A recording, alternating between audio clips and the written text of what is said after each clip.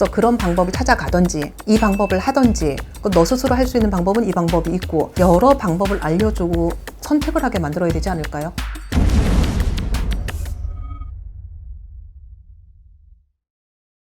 선생님 안녕하세요. 네, 안녕하세요. 선생님이 네. 보시기에 네. 진짜 무속인 선생님들과 가짜라고 하기도 조금 애매한 표현이긴 한데 그런 선생님들의 명확한 특징이 있을까요? 제가 다니면서 느꼈던 거, 그러니까 무속 이렇게 모시기 전에 느꼈던 게 첫 번째는 그 집안을 들어갈 때요. 네. 청소가 하나도 안 되어 있어요.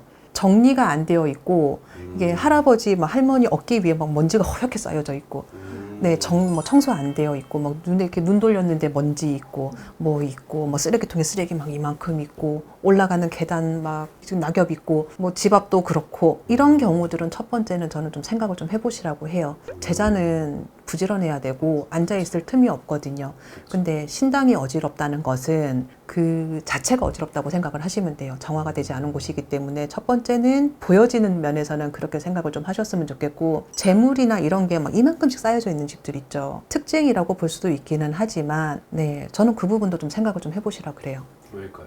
진 음식 뭐 사탕이든 뭐든 많이 쌓여져 있는 거, 뭐 우리 애기 씨는 이거 빼는 거 싫어해 이러시는 분들도 가끔씩 있기는 하지만 어른들 자체가 깔끔하고 부지런한 걸 좋아하시는 어르신들이 계시다 보면 집안 자체가 그렇게 어지러울 수가 없어요. 돈이든 뭔가 네, 돈이든 뭐든 집안 자체에 음식이든 뭐든 뭐 위에 올려져 있고 여러 가지 널브러져 있고 이런 거 자체가 어른들이 용납을 하지를 않으세요. 부지런한 제자들은 어른들이 부지런하기 때문에 제자가 부지런한 거예요. 만약 신 어른들이 약간 게으르신 신이 그럴 수도 있죠. 성격이니까. 신이 들어올 수도 있는 거잖아요.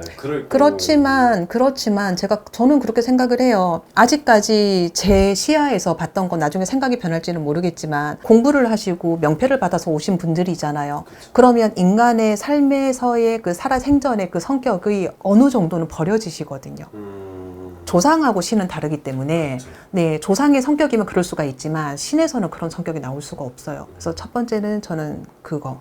두 번째는 그 얘기하다 보니까 생각이 났는데 아까 잠깐 피디님하고 얘기하다가 갔는데 손가락에 이렇게 금반지 이렇게 끼어져 있고 맞아요. 네, 목걸이 막 상처가 나고. 여기에 막 이렇게 거북이가 이따만하게 빡 박혀 있고 막 귀걸이가 막 귀가 막 늘어질 것 같고 막 이런 집들 있잖아요. 그죠? 막 명품 옷 입고 있고 뭐 여기 갔는데 가방이 막 이렇게 좋은 게 막 있고 저는 우선 그 집은 걸으라 그래요. 그래서 제가 피디님한테 그 얘기를 했는데 제가 집한테 돈 덜 받으면 되는 거 아니에요? 그만큼 덜 받으면 되는 거 아니에요? 제가 아까 그렇게 얘기를 했는데 우선 재물이 뭐 우리 할머니가 금반지 좋아해 막 이렇게 얘기하시는데 신은 재물을 그렇게 좋아하지 않으세요. 돈을 모르시거든요. 그렇기 때문에 이렇게 뭐 이렇게 보여지는 거에 막 이렇게 번쩍번쩍하고 막 성형수술 이렇게 하고 막 이만큼 나오고 입술 요만큼 나와 있고 막 얼굴 막 광이 막 이렇게 나와 있고 저는 그 집은 걸으라고 해요. 그다음에 레파토리 점사 보는 집. 할머니가 뭐 할아버지 한 분에 할머니 두 분이 계셔. 너 유산한 애기 있지? 뭐 아니면은 뭐 청춘에 돌아가신 뭐 남자 있지? 목매달아 죽은 뭐 자살귀 있지? 물에 빠진 누구 있지? 그래서 내가 알지도 못하는 뭐 듣도 보도 못한 조상 얘기하는 경우.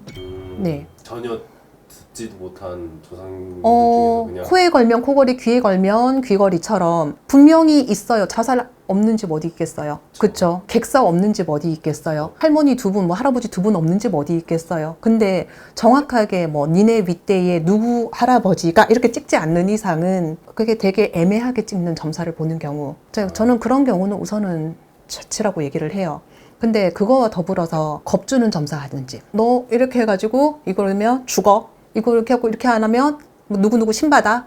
뭐 이렇게 하면은 너 사업 망해. 너 있어봐라. 뭐 문서 들어오나. 뭐 안 돼. 뭐 이렇게 해서 뭐 자꾸 단서를 다는 집들. 그 집은 그냥 일어서시면 돼요. 네, 죽어. 뭐 어쩌고 어째. 이렇게 단정적으로 자꾸 겁을 줘서 사람이 겁먹게 만드는 거. 몇 마디 얘기도 안 했는데 상담을 하러 오고 해결책을 얻으러 온 거지 겁을 먹고 거기에서 뭔가를 억압적으로 강압적으로 나도 모르게 공포에 질려서 뭐를 결정하는 자리는 아니거든요. 그렇죠.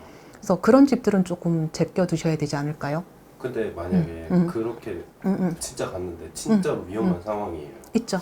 그런 상황일 때는 본인이 먼저 알아요. 내가 정말 뭐를 해야 된다거나 흔히 말하는 뭐를 해야 된다거나 네. 내가 이게 과학적으로 증명되지 않는 뭔가가 일이 일어났다고 느껴지는 분들은 나 뭐 해야 되는 건가 싶은 분들은 본인이 알고 오세요. 그러면 실제로. 전 그런 적이 없으니까 그럴 때는 네. 선생님도 보이고 저도 고객도 아시니까 그렇게 하면서 대화하면서 서로 캐치를 하시는 거죠.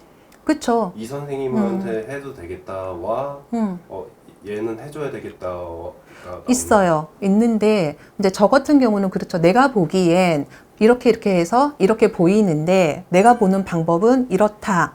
근데 다른 선생님은 이런 방법도 있는 선생님들도 있다. 그러니까 내가 보는 방법에서 내가 아는 방법에서 네. 그래서 그런 방법을 찾아가든지 이 방법을 하든지 너 스스로 할 수 있는 방법은 이 방법이 있고 여러 방법을 알려주고 선택을 하게 만들어야 되지 않을까요? 왜냐하면 문제 하나에 방법이 하나만 있는 건 아니거든요.